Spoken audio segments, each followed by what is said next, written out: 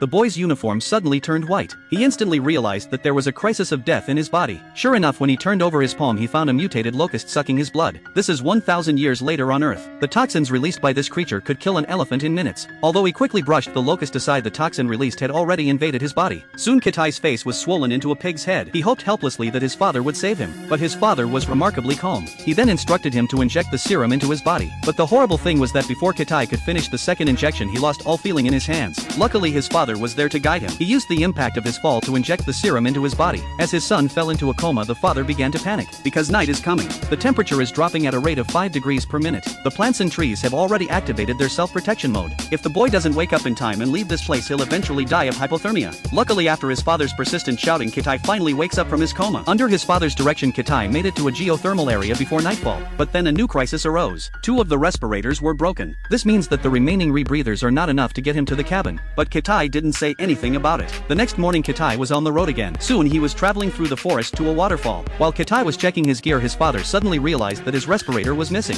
The father then calculated the distance between his son and the cabin. He realized that it would take 3.5 days for his son to reach the cabin. But if his son jumped from the waterfall, he could reach the cabin in 2 days. For the sake of his son's safety, the father told him to take the safe route. Unexpectedly, Kitai was instantly enraged upon hearing this. He remembered the time when his sister ordered him like this to protect herself. In the end, she was killed by a terrible creature. He decided to prove to his father that he wasn't weak this time. Then he leapt off the cliff. Soon his combat suit quickly deployed its wings. But he hadn't been flying for long when he suddenly realized that something huge was coming up behind him. It turns out to be a giant eagle feeding at the bottom of the cliff.